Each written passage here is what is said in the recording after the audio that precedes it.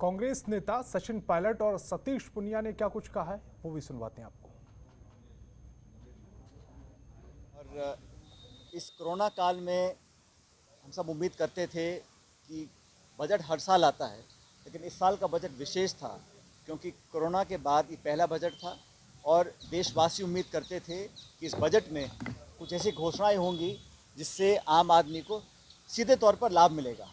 लेकिन इस पूरे बजट भाषण में वित्त मंत्री महोदया ने जिन बातों को रेखांकित किया उसमें डिसइन्वेस्टमेंट, प्राइवेटाइजेशन और दूरगामी योजना बनाना, फंड बनाना, रिसर्च करने की बात करी, लेकिन मध्यम वर्ग को और गरीब लोगों को, खासकर बेरोजगारों को कुछ हाथ नहीं लगा।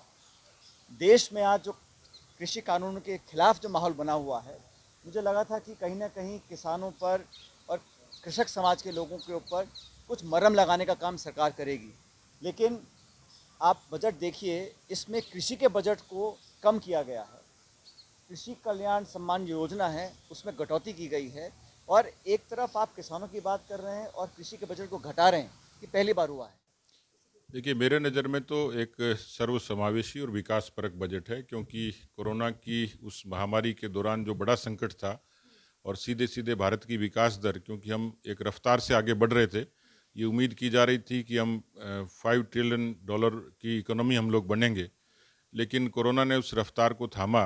एक बड़ी चुनौती थी, 24% नकारात्मक वृद्धि दर, ये अपने आप में बड़ी चुनौती थी। पर इस बजट ने इससे पहले जो 20 लाख करोड़ के पैकेज का ऐलान किया, जिसमें भारत के लोगों को 80 करोड़ लोगों तक राशन पहुंचाने से लेके एमएसएमई सेक्टर को स्ट्रेंथन करने से लेके जो काम हुए थे, मुझे लगता है कि बड़ी चुनौती थी। पर इस सरकार ने उन सारी चुनौतियों को पार पाते हुए किसानों के लिए, श्रमिकों के लिए, अनुसूचित जाति के लिए, अनुसूचित जनजाति के लिए, सीनियर सिटीजन्स के लिए और भारत के इंफ्रास्ट्रक्चर के डेवलपमेंट के लिए तमाम वो उपाय किए हैं जो आज की ज़रूरत थी।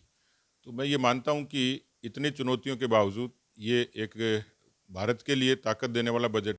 खबरों के निष्पक्ष विश्लेषण के लिए सब्सक्राइब करें Jantantra TV and press the bell icon. Never miss any update.